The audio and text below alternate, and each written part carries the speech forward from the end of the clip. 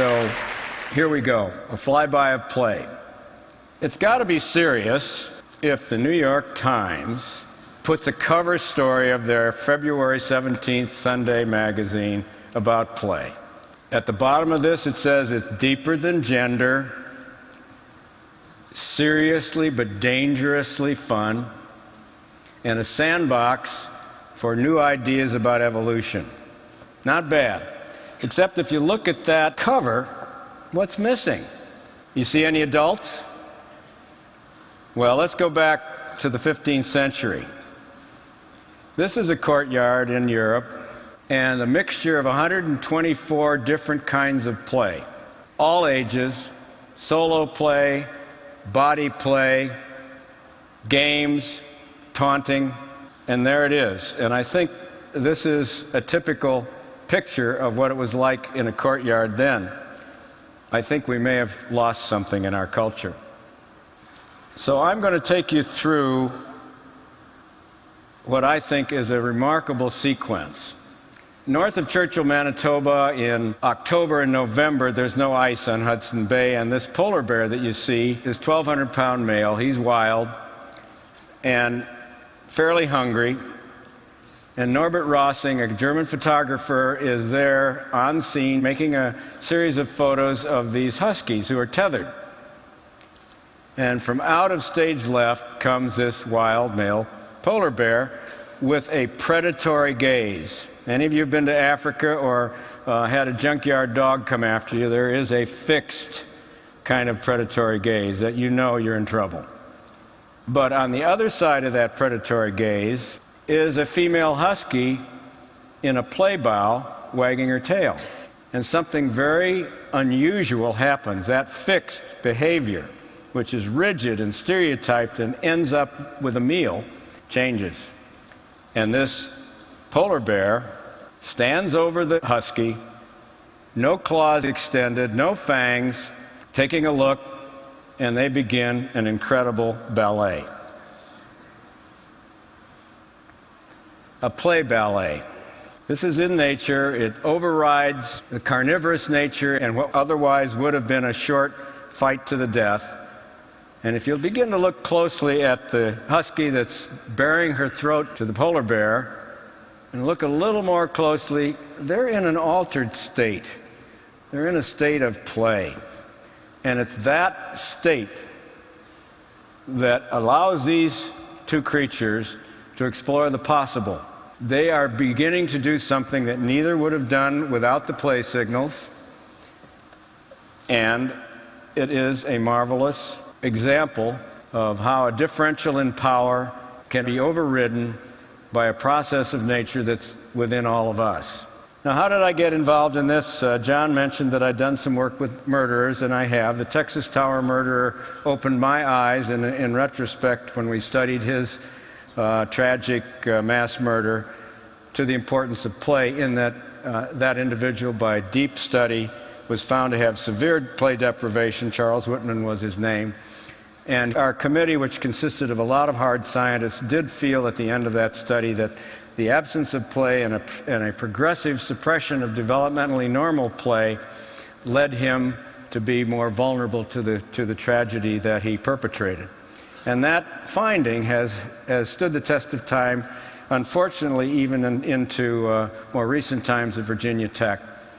And other studies of populations at risk sensitized me to the importance of play, but I didn't really understand what it was. And it was many years in taking play histories of individuals before I really began to recognize that I didn't really have a full understanding of it, and I don't think any of us has a full understanding of it by any means. But there are ways of looking at it that I think can give us all a taxonomy, a way of thinking about it.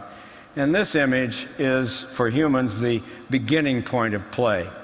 When that mother and infant lock eyes, and the infant's old enough to have a social smile, what happens spontaneously is the eruption of joy on the part of the mother, and she begins to babble and coo and smile, and so does the baby. If we've got them wired up with an electroencephalogram, the right brain of each of them becomes attuned, so that the joyful emergence of this earliest of play scenes, and the physiology of that is something we're beginning to get a handle on. And I'd like you to think that every bit of more complex play builds on this base for us humans. And so now I'm going to take you through sort of a way of looking at play, but it's never just singly one thing. We're going to look at body play, which is a spontaneous desire to get ourselves out of gravity. This is a mountain goat. If you're having a bad day, try this. Jump up and down, wiggle around, you're going to feel better.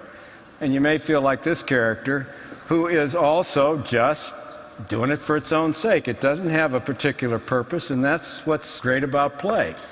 If its purpose is more important than the act of doing it, it's probably not play. And there's a whole other type of play, which is object play. And this Japanese macaque is made a snowball that he or she's going to roll down a hill.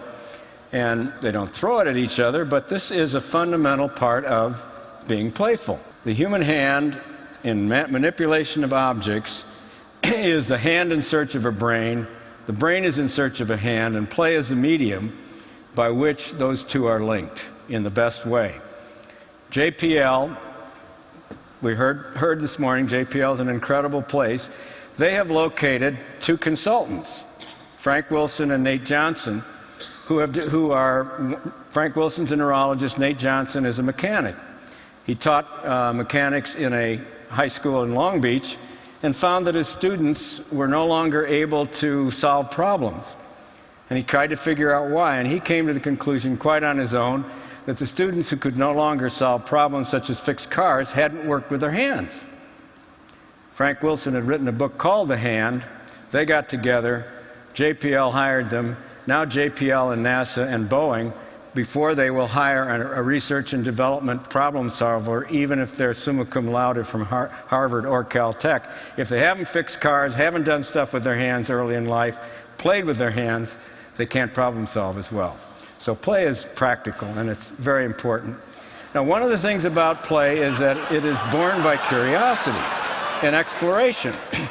But it has to be safe exploration. This happens to be okay. He's an anatomically interested little boy, and that's his mom. Other situations wouldn't be quite so good. But curiosity, exploration are part of the play scene. If you want to belong, you need social play. And social play is part of what we're about here today and is a byproduct of the play scene. Rough and tumble play. These lionesses, seen from a distance, looked like they were fighting. But if you look closely, they're kind of like the polar bear and husky. No claws, flat fur, soft eyes, open mouth with no fangs, balletic movements, curvilinear movements, all specific to play. And rough and tumble play is a great learning medium for all of us. Preschool kids, for example, should be allowed to dive, hit, whistle, scream, be chaotic, and develop through that a lot of emotional regulation and a lot of the other social byproducts, cognitive, emotional, and physical, that come as a part of rough and tumble play. Spectator play, ritual play, we're involved in some of that. Those of you who are from Boston know that this was the moment, rare, where the Red Sox won the World Series. But take a look at the face and the body language of everybody in this fuzzy picture, and you can get a sense that they're all at play. Imaginative play. I love this picture because my daughter is now almost 40 that's in this picture, but it reminds me of her storytelling and her imagination, her ability to spin yarns at this age, preschool. Really important part of being a player is imaginative solo play. And I love this one because it's kind of also what we're about. We all have an internal narrative that's our own inner story. The unit of intelligibility of most of our brains is the story. I'm telling you a story today about play. Well, this Bushman, I think, is talking about the fish that got away that was, that long, but it's a fundamental part of the play scene. So what does play do for the brain? Well, a lot. We don't know a whole lot about what it does for the human brain because funding has not been exactly heavy for research on play. I walked into the Carnegie asking for a grant. They'd given me a large grant when I was an academician for the study of felony drunken drivers, and I thought I had a pretty good track record. And by the time I had spent half an hour talking about play, it was obvious that they did not feel that play was serious. I think that's a few years back. I think that wave is past and the play wave is cresting, because there is some good science. Nothing lights up the brain like play. Three-dimensional play fires up the cerebellum, puts a lot of impulses into the frontal lobe, the executive portion, helps contextual memory to be developed, and. So it's for me, it's been an extremely nourishing, scholarly adventure to look at the neuroscience that's associated with play and to bring together people who, in their individual disciplines, hadn't really thought of it that way. And that's part of what the National Institute for Play is all about. And this is one of the ways you can study play, is to get a 256 lead electroencephalogram. I'm sorry I don't have a playful-looking subject, but it allows mobility, which has limited the actual study of play. And we've got a mother-infant play scenario that we're hoping to complete underway at the moment. The reason I put this here is also to cue up my thoughts about objectifying what play does. The animal world has objectified it. In the animal world, if you take rats who are hardwired to play at a certain period of their juvenile years, and you suppress play, they squeak, they wrestle, they pin each other, that's part of their play. If you stop that behavior on one group that you're experimenting with, and you allow it in another group that you're experimenting with, and then you present those rats with a cat odor-saturated collar, they're hardwired to flee and hide. Not pretty smart. They don't want to get killed by a cat. So what happens? They both hide out. The non-players never come out. They die. The players slowly explore the environment and begin again to test things out. That says to me, at least in rats, and I think they have the same neurotransmitters that we do and a similar cortical architecture, that play may be pretty important for our survival.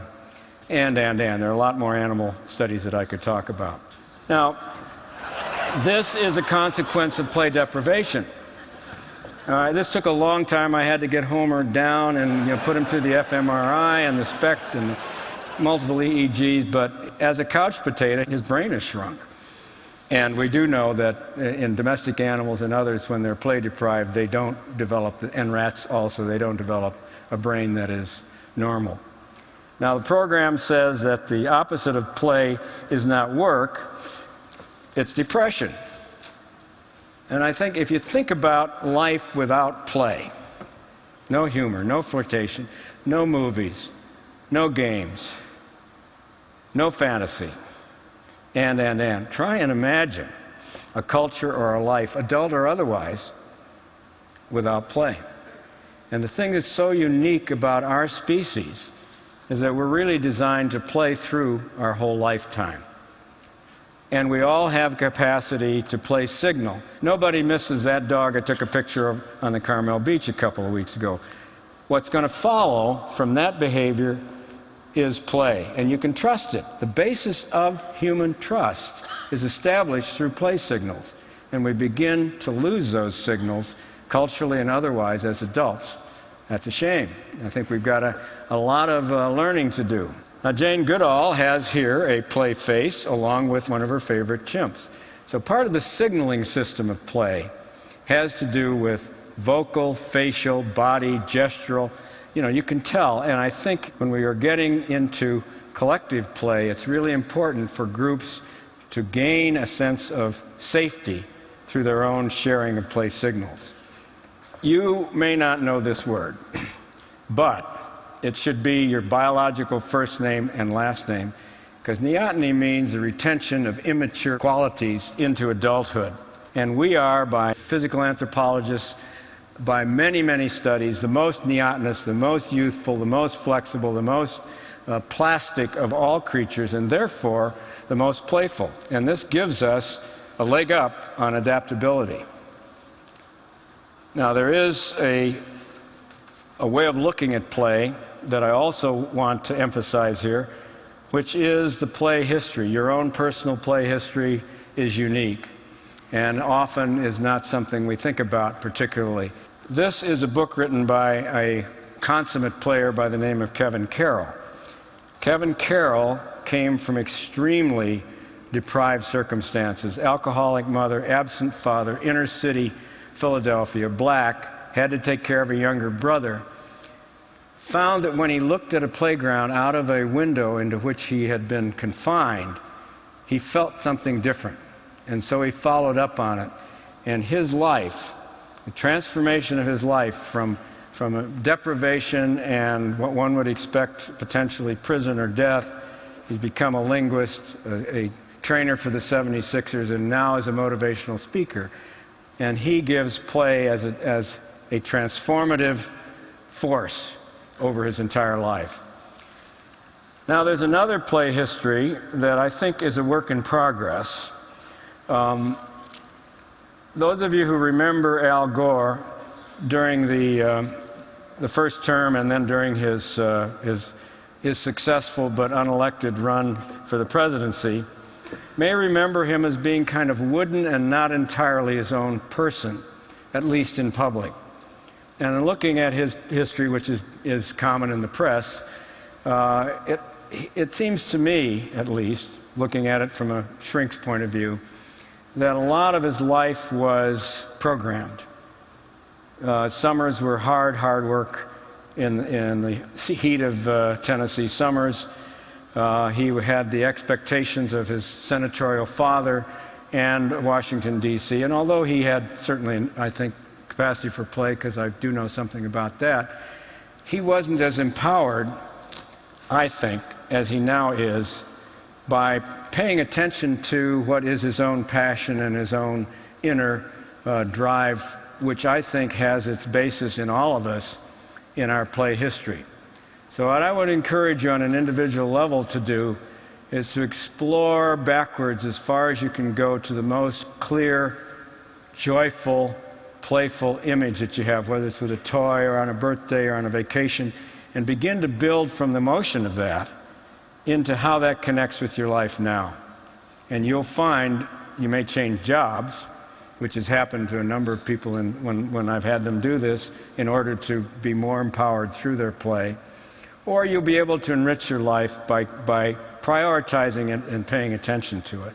Most of us work with groups, and I put this up because the D School, the design school at Stanford, thanks to David Kelly and a lot of others who have been visionary about its establishment, has allowed a group of us to get together and create a course called From Play to Innovation. And you'll see this course is to investigate the human state of play, which is kind of like the polar bear husky state, and its importance to creative thinking, to explore play behavior, its development, and its biological basis, to apply those principles through design thinking to promote innovation in the corporate world. Students will work with real-world partners on design projects with widespread application. This is our maiden voyage in this. We were about 2.5, 3 months into it, and it's really been fun. There is our star pupil, this Labrador, who taught a lot of us what a state of play is, and an extremely aged and decrepit professor in charge there. And Brendan Boyle, Rich Crandall, and on the far right is, I think, a person who will be in cahoots with George Smoot for a Nobel Prize, Stuart Thompson in neuroscience. So we've had Brendan, who's from IDEO, and the rest of us sitting aside and watching these students as they put play principles into practice in the classroom. And one of their projects was to see what makes meetings boring and to try and do something about it.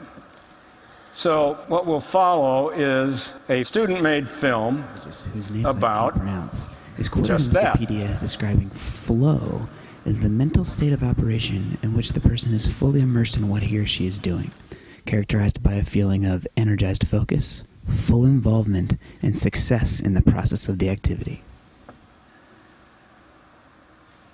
An important key insight that we learned about meetings is that people pack them in, one after another, disruptive to the day.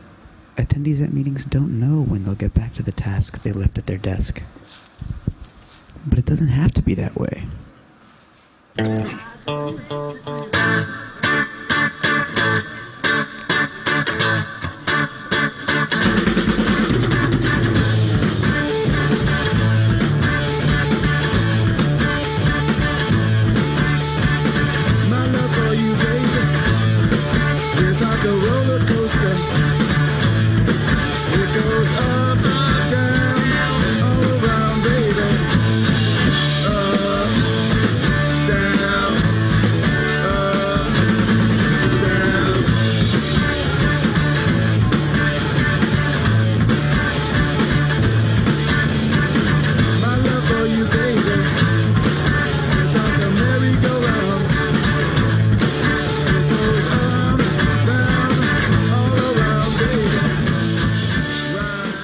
some sage and repeatedly furry monks at this place called the D School designed a meeting that you can literally step out of when it's over. Take the meeting off and have peace of mind that you can come back to me. Because when you need it again, the meeting is literally hanging in your closet. The wearable meeting. Because when you put it on, you've immediately got everything you need to have a fun and productive and useful meeting.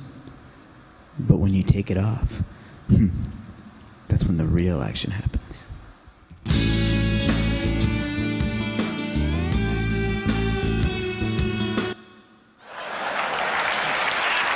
So I would encourage you all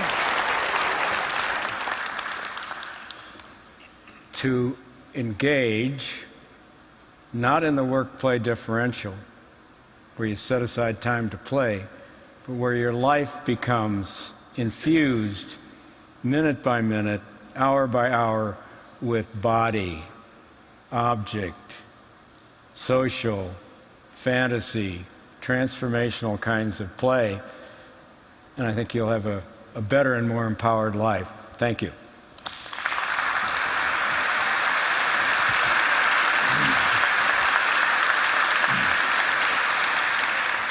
So it sounds to me like what you're saying is that there may be some temptation on the part of people to look at your work and go, and I think I've heard this in my kind of pop psychological understanding of play, that somehow the way animals and humans deal with play is that it's some sort of rehearsal for adult activity.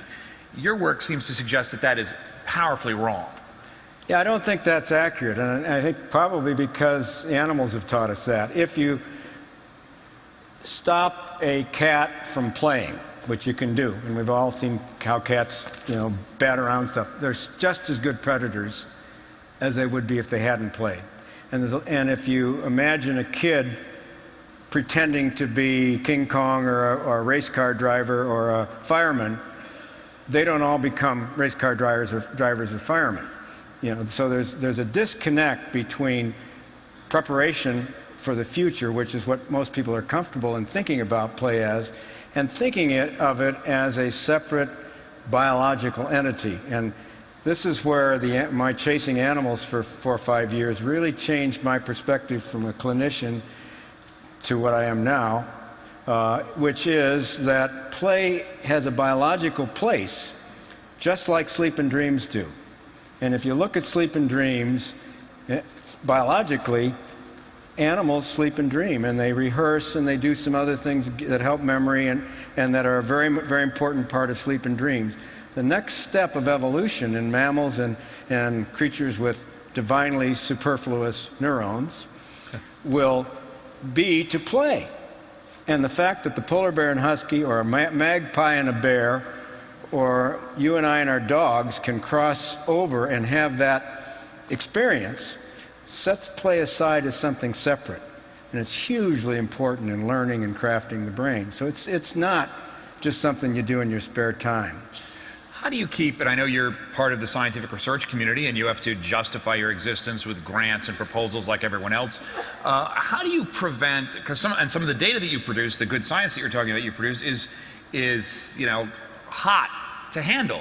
How do you prevent either the media's interpretation of your work or the scientific community's interpretation of the implications of your work, kind of like the sort of Mozart metaphor where, MRI show that play enhances your intelligence. Well, let's ground these kids up, put them in pens and make them play for months at a time. They'll all be geniuses and go to Harvard. How do you prevent people from taking that sort of action on the data that you're developing?